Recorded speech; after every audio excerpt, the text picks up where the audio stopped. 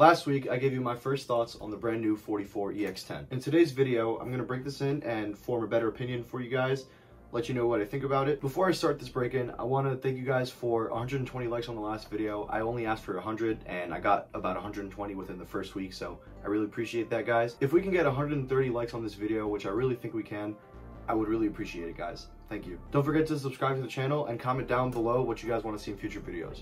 All right, let's get it. All right, guys, so since this glove did come with a couple bubbles in the palm area, right here on the pinky and here on the ring finger, I'm gonna use some hot water to pour over the bubbles and then pound them out with a mallet and then with a weight.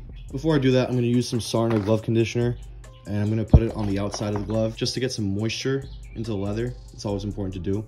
Whenever I get a brand new glove, I always like to condition it once when I get it brand new in the box, and then I'll condition it maybe 6 months or 7 months after that.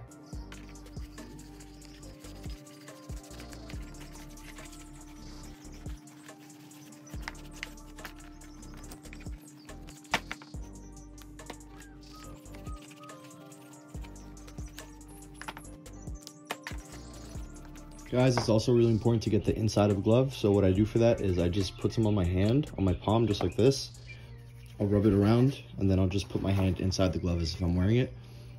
Probably rub my hand in there too, just a little bit. The reason you want to condition the liner is because when we sweat, the salt from our sweat can degrade the liner, especially if it's not made of leather. This is made from 44's performance sheepskin, so it's not the same exact leather on the glove, so it's going to degrade a lot faster. But if you condition it, you can help maintain the durability of the glove.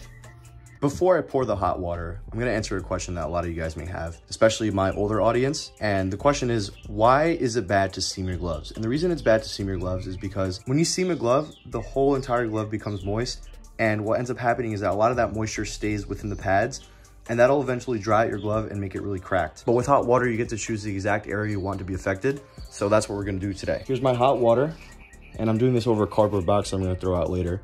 But here's my hot water. It's about, I think, 150 degrees.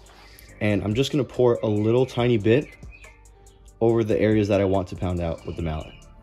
Make sure you let the excess run off so that it doesn't wet the entire glove. Just a little bit more should be fine. And guys, I just want to make this clear. Using hot water doesn't break in the glove, but it forms it. That's the reason why I'm pouring hot water over the bubbles, because I want to get rid of them.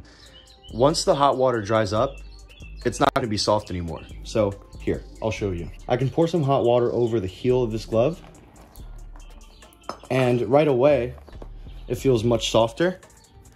But once that hot water dries up, it's going to go back to normal. But when the leather is nice and warm, it's more malleable, and that's when you can take advantage of it and pound out the bubbles.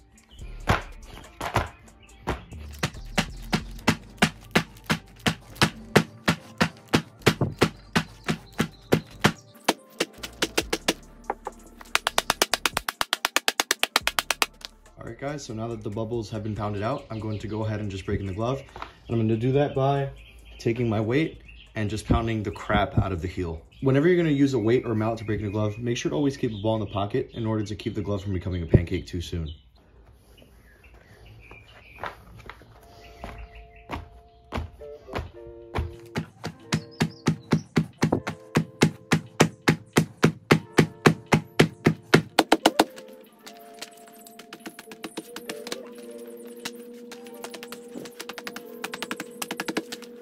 So I was ultimately only able to get about 1 day's worth of breaking in this glove. I didn't get to take any ground balls with it because it's still pretty stiff, but I did get to play catch with it. It feels great on the hand, it's super comfortable, but the only downside I have about this glove is that it's super heavy. I mean, I'm not really an infielder, so I don't really have that much knowledge on infield gloves and their weight, but I do know that this is a lot heavier than, say, Wilson A2000 or some Rawlings Arthur Hides. I think the reason it's so heavy, and I mentioned this in the previous video, it's because it has the padded thumb and pinky inserts. I think that just adds a lot more bulk to the glove. And that's without the kip palm liner. I'm pretty sure if I got a kip palm liner, it would have been even heavier.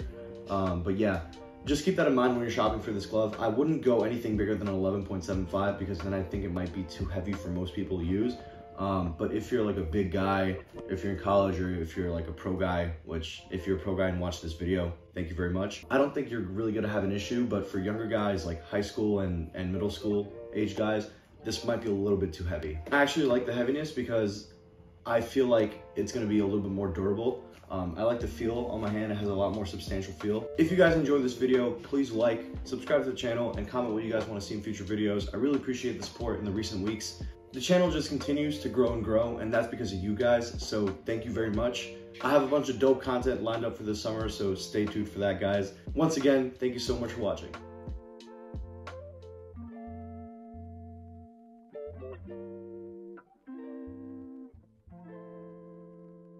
All right, we're good to go.